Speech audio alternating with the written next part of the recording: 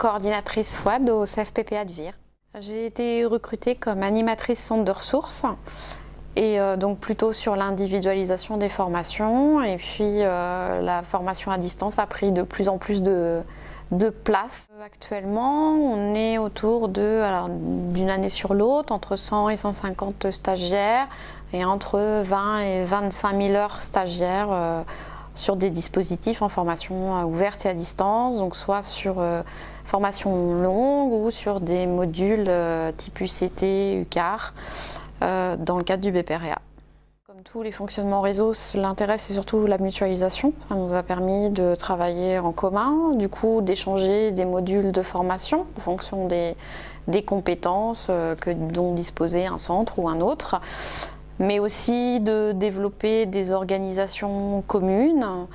et de faire des échanges de pratiques pour développer nos compétences. Je pense qu'on a réussi à organiser le CFPPA de manière à ce que la FOAD maintenant soit évidente, c'est-à-dire quand quelqu'un appelle, que ce soit au secrétariat, à la comptabilité, appelle un formateur, c'est quelque chose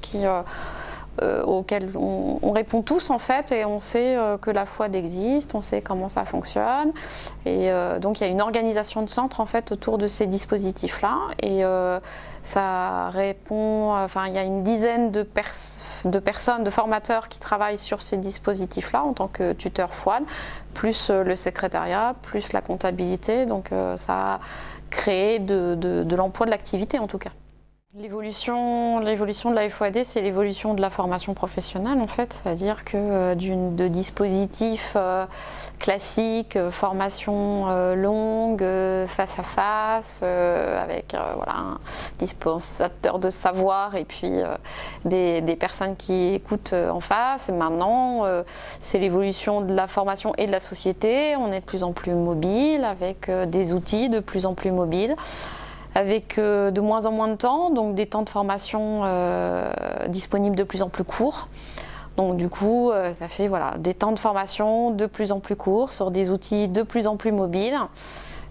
qui, on l'espère, aboutiront à des compétences et à peut-être des dispositifs de formation plus longs en mettant bout à bout les différents modules.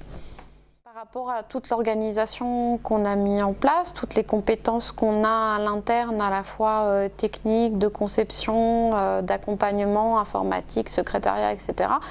je pense qu'on est apte en fait à répondre à une demande et à réagir relativement rapidement en fonction de la demande pour mettre en place un nouveau dispositif.